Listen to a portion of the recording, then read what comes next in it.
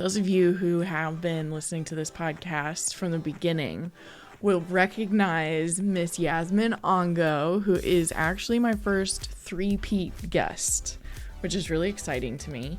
And you've definitely heard me talk almost incessantly about Nena Knight and how much I love the Nena Knight series. The third and final installment of the trilogy just came out. It's called It Ends with Night. It has another amazing cover like all of the other ones. Nena is struggling with something that happened at the end of the second book. I'm not going to say what it was in case you haven't read the other books. But she's struggling with that, and her father, Noble, asks her to smooth over some negotiations with a mining community in Tanzania.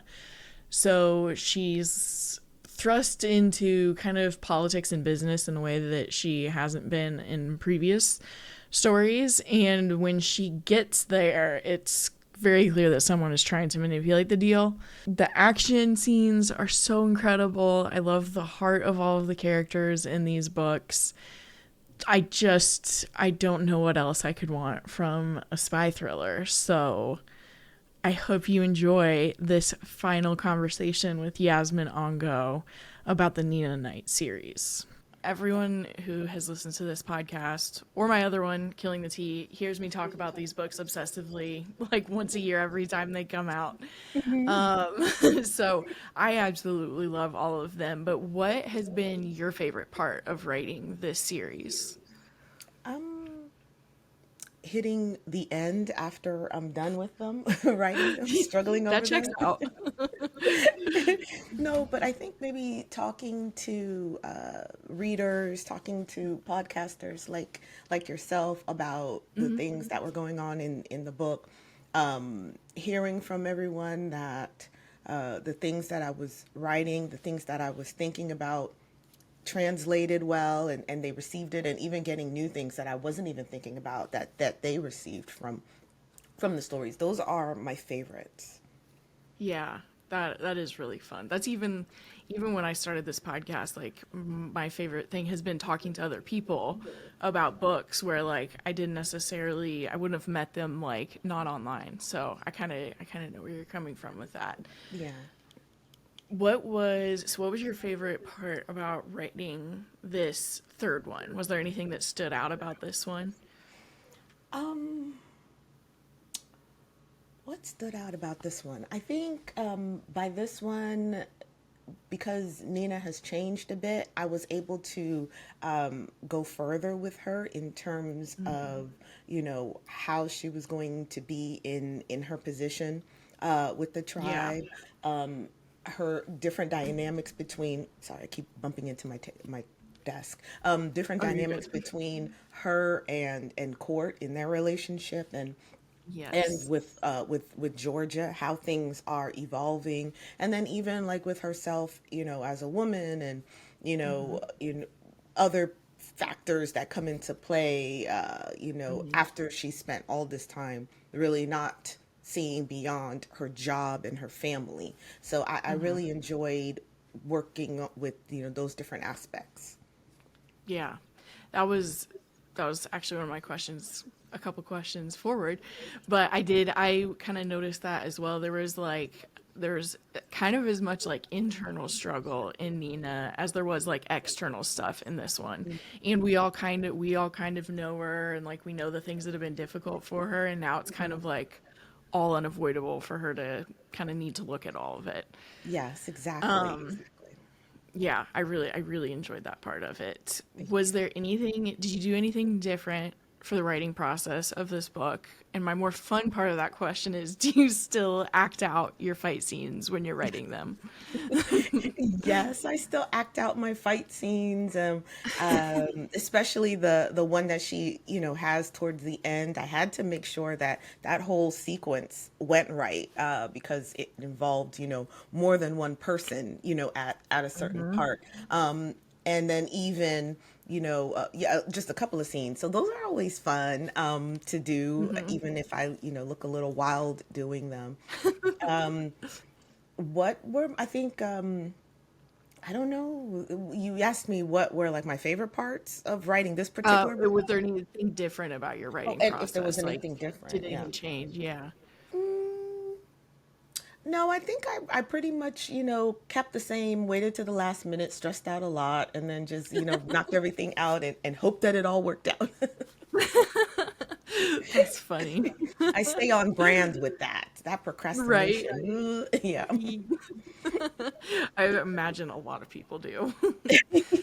Well, it was kind of one of the things I also noticed was it was a little bit more political in like a business sense than Mm, the other two as well. So her kind of going to Tanzania to smooth over some negotiations in a deal that her dad is like interested in kind of having some control over. mhm. So was that kind of like was that purposeful? Like were you kind of like wanting to like dive into that kind of it was a little more spy of her than just assassin, basically, I guess is what I'm saying. Yeah, yeah, that was part of her transition from just an assassin because she can definitely still be that. That is the thing that she knows very well. And so Mm-hmm. in her arc, she has to, the second one we saw a little bit of it where, she had to start like transitioning into more leadership position. She couldn't because she knows Mm-hmm. more, right? She's aware of more things. And so she couldn't be like a cog in the wheel, like which is what she Yeah. wanted to be, just on the Yeah. dispatch team, just following orders. And then in Mm-hmm. the third one, and it's always been her father and her mother's intent to, even though this is what she wanted to be, just on the dispatch team, to move Mm-hmm. her into a position, more of a position of leadership, because they wanted her and Eileen to work hand in hand. So this is Mm-hmm. part of Noble's grand scheme, right? And she's Yeah. realizing it. But to move her away from being, an assassin. And I also wanted to, since I had been talking about it in the past two books, I wanted to also show the tribe in one of the helpful roles, the support roles that they say that they do, in terms of Yes. being the liaison between government and private industry to Mm-hmm. facilitate something that could be helpful for all, but mostly helpful for the people that everyone claims that they're trying to serve. So I really wanted to Mm-hmm. show how the tribe figured into how they would like work with these different entities. In my mind, how it would happen in real Yeah. life, I don't know, because I'm not like into like politics and business and stuff like that. Well, I am into politics, Right. but not in that sense of the word. but Yeah. um but like in my mind, this is how I think that the tribe would try to be influential. Mm-hmm. Um and and Nina definitely needed to navigate that. So as Nina is trying to Mm-hmm. navigate that in this little bit in Tanzania, she we're also trying to navigate it with her, because just like Yeah. her, this is not what we've known. And so we're learning Yeah. again as she's doing it. So yeah, there are a few things that she's hit with this. She had to definitely Mm-hmm. be taken out of her comfort zone, Mm-hmm. kicking and crying and everything. She didn't want it, Yeah. but she had to. And so she has to kind of come into her own. Yeah. Definitely. The other thing that like I've always liked about all of the books is you do have some like heartfelt moments with her. Like there's some really like sweet moments and like we really are invested at this point in her relationship with her family and her relationship with Court. Yeah. But it's also like you're kind of still switching off where like the pacing is still great and it's not all about her emotions either. So like it is still a thriller.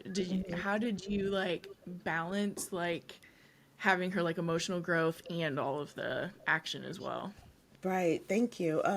That's a good question. I'm not too sure how I did it, but I guess I Yeah. just really went with uh with my barometer, right? When I was Mhm. writing and I'm like, okay, I think I've had enough of her, thinking about something. She's being way too Mm. cerebral now.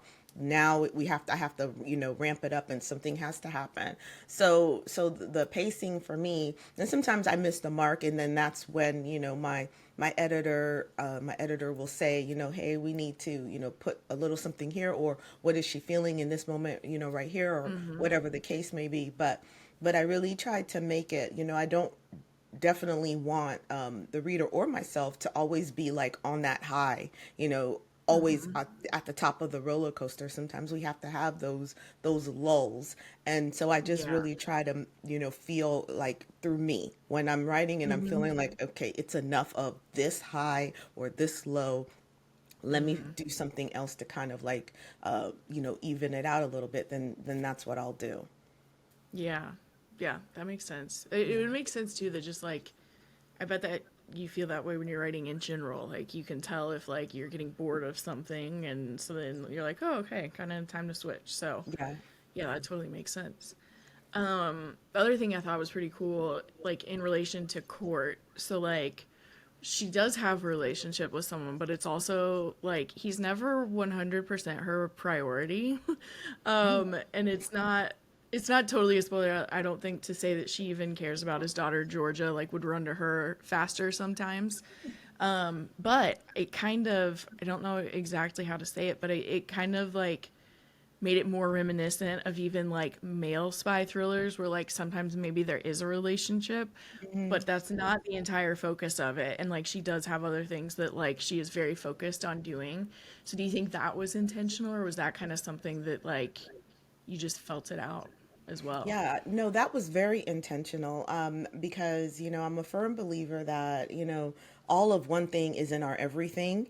And so everyone has to have, like people can't make you happy. You make yourself happy, and people like play into that. And so because she's been through so much, I had to be true to, and that's not to say any other character wouldn't be that way because everybody is, different and feels different, but Yeah. especially for this character, since she's been through so much, she's been on her own. It's very hard for her to give all of her everything to to a man, and to entrust that he's going to provide happiness or whatever. She still very much is true to her job, her family, comes first.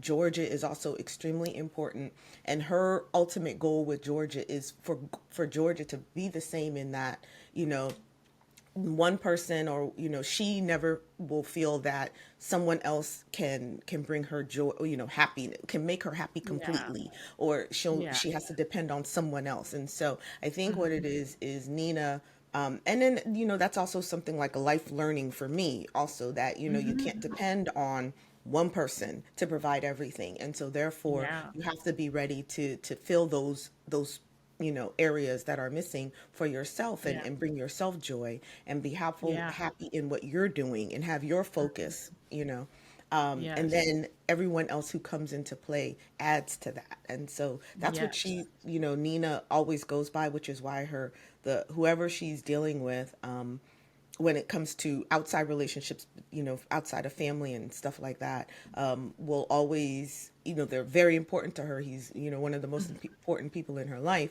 but he's just not, he will never be her everything. Yeah. Yeah. I feel like that was like very obvious, and I would still really enjoy the scenes with him too, but then it was like she would just kind of go on and do her own thing still. She knows how I to don't think that's going to change compartmentalize, for right? her. Yeah. Yeah, Yeah. exactly. Exactly. When it's time for work, it's time for work. Yeah, for sure. So I was gonna ask you some spoilery questions next. So if people have not read it, don't keep listening, basically. But so one of the things I noticed is because the book picks up after her betrayal from by Wit and her having to I can't remember what the word is that you use. Retire him? Is Retire that the word him. for it? Yeah. Yes. Retire him. So she had to do that. So she kind of has all of that going on, like processing all of that. And then her dad sends her to deal with these negotiations. And then kind of later, she finds out he knew that Bridget was probably going to be there and still asked her to do it, which on some layer or on some levels is also a bit of a betrayal. Did Hmm. you like pair those up to kind of like push her through all her feelings of betrayal, or did that just kind of like happen in the story? Um, yes and no. I Hmm.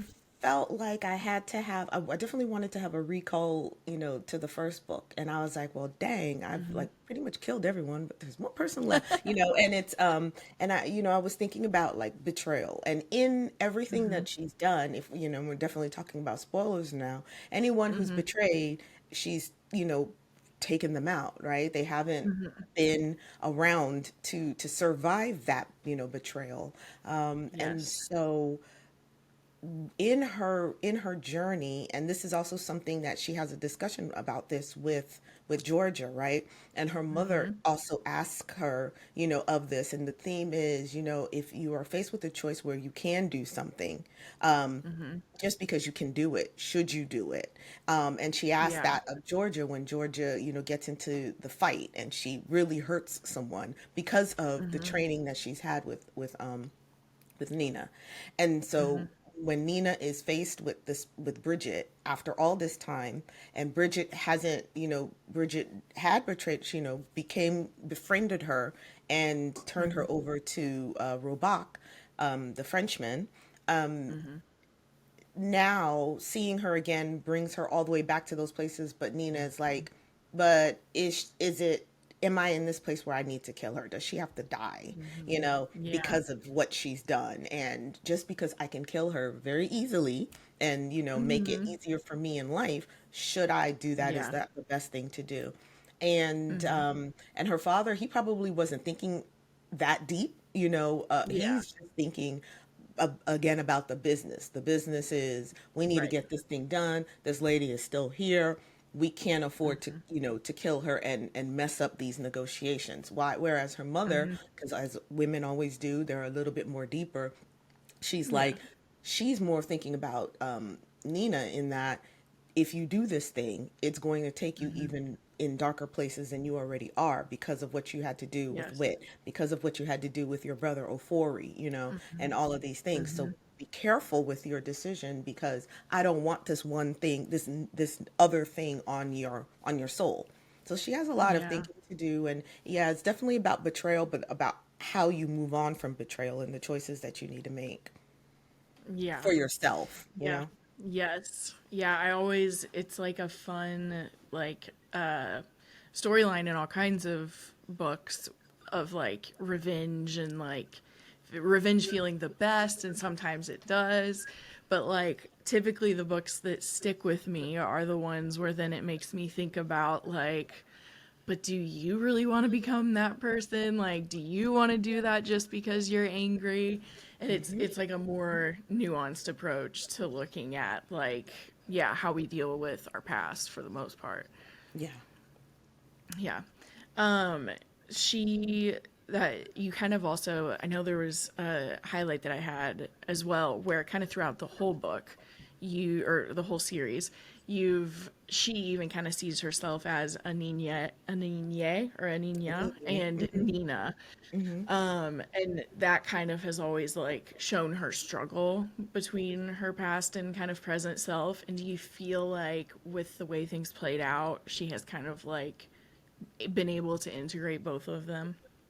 Yeah, for the most part, she has. But honestly, I feel like, uh, there's always a bit of our past selves that creep up Hmm. when it's triggered. So we never Yeah. know when things will, bring up things, how we used to be a little bit of a recall. I think Hmm. she has a much better handle on it. I think with the decision that she makes in this book, it Hmm. helps her to see that she is capable of, walking away if she needs to, Yeah. and that she's capable of even more than just being, the lay person, in Yeah. this big, that there is a bigger role for her and that she could do it. Hmm. So she Yeah. has more confidence in herself in that regard, but she also has more confidence in being able to control that angry part of her as a 14-year-old that Hmm. was the one that was betrayed. As now as a 30 something year old, she's able to kind of, stamp that down a bit. Yeah. And but it will always be there. It just will come out in, moments of just being really really triggered, and she'll Hmm. deal with it, as it comes or whatever. But for the most part, I think she's she's really come to terms with how things are and how things used to be. Yeah.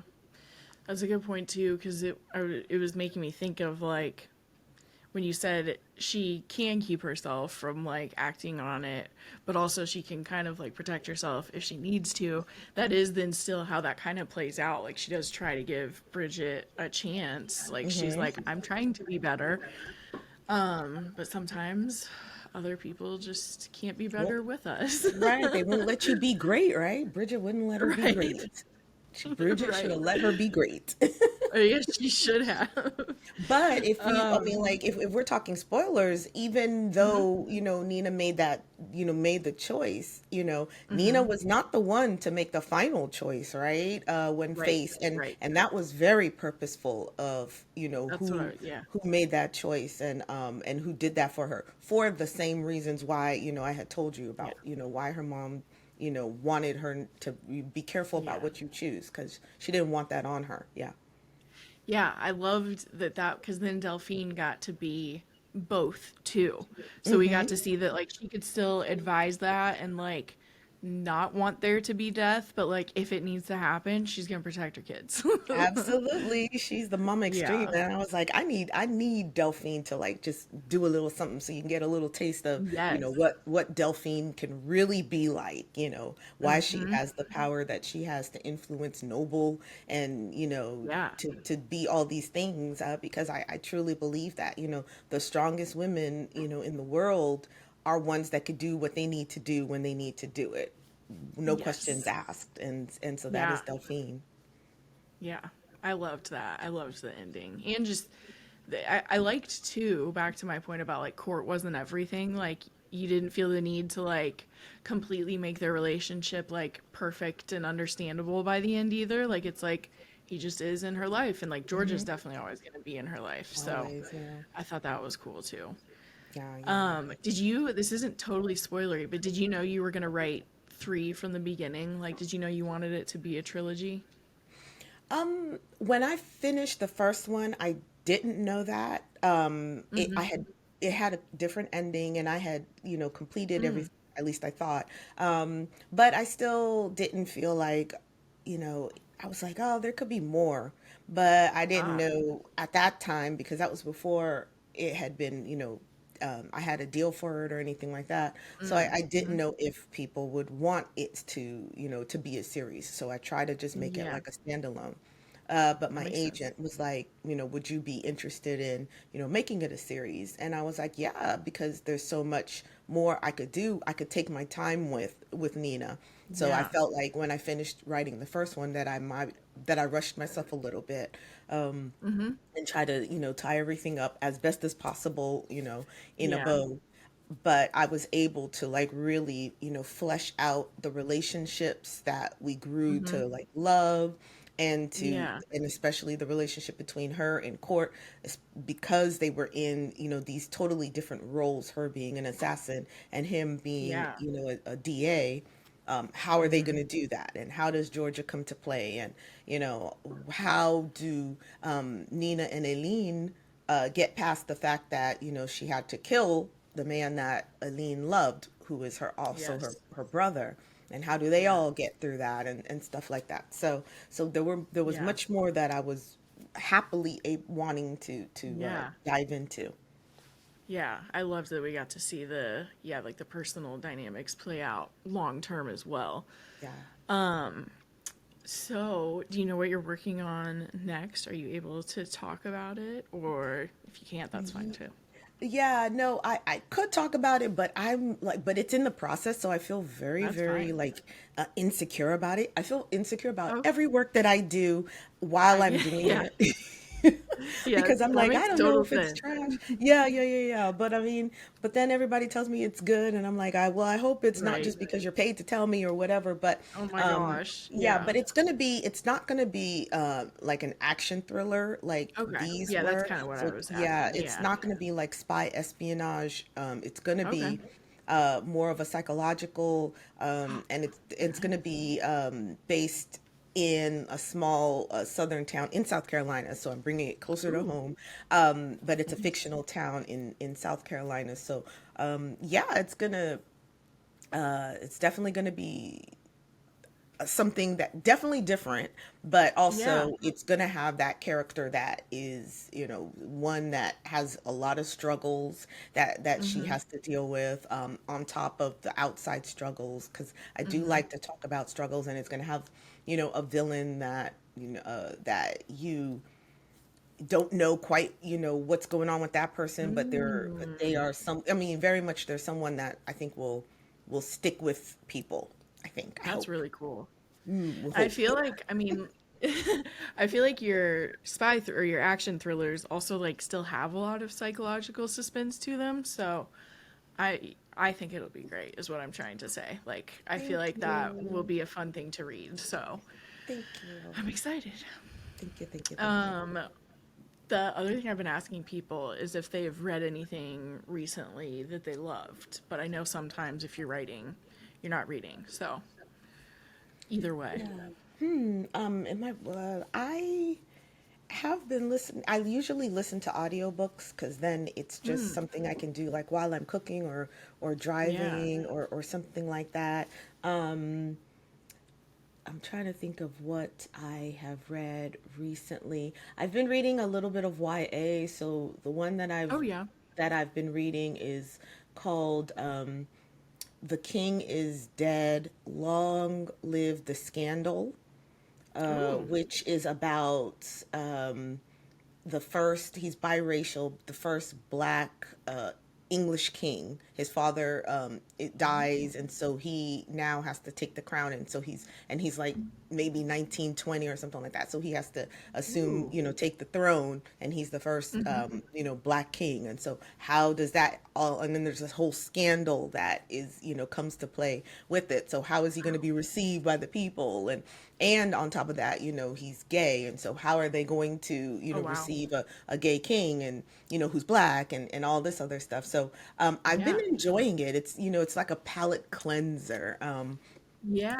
And I just really, really loved the premise. I was like, ooh, a black king. That's interesting. How are Right. they going to do a black gay king? That's really Yeah. interesting. How are they going to do that? Yeah. So that's what I've been listening to. That's really cool. I just had Kim Giarratano on the podcast, and she Mhm. used to like work in a library in like young adult acquisition. So we were talking about young adult. She like reads a lot of them too, and she was bringing up like part of what she loves about it is that like a lot of the YA fiction is a little more like cutting edge than some of the adult fiction for like similar things like that, like oh, a black and gay king in England. Like they're a little more bold in like what Mhm. they'll like go into story wise. So that's really cool. Yep. Yeah, I agree with that. Yes. That's awesome. I'm gonna have to check that out. Hmm. Where can people follow you to stay up to date with everything? Yeah, you can definitely follow me on Instagram, author underscore Yaz. I'm also on Facebook, Yasmin Angoe underscore, or I'm sorry, Yasmin Angoe author, and Mm-hmm. still on, I guess, what's formerly known as Twitter, on Yeah, occasion. So that's Yaz a writer, because we got to be on pretty much all the socials, everything. and post things. Yeah. So Yeah. yeah, or you can go to my website and hit the contact me form, and Hmm. contact me there, and I'm happy to respond in between writing and stressing about writing. I'm happy to have a Yes. change and write to someone. That's awesome. Well, I will put all those links in the show notes so that maybe people will give you a break from writing. Please. And thank you for being on the show again. Oh, thank you for having me. I hope you enjoyed this episode of Between the Lines. And if you did, the biggest thing you can do to support the podcast is to go rate and review it on whatever platform you listen on. You can also follow me on Instagram at the girl with the book on the couch. And if you still need more thrillers in your life, check out Killing the Tea, my other podcast where I talk to my friend Gare about literally everything we read.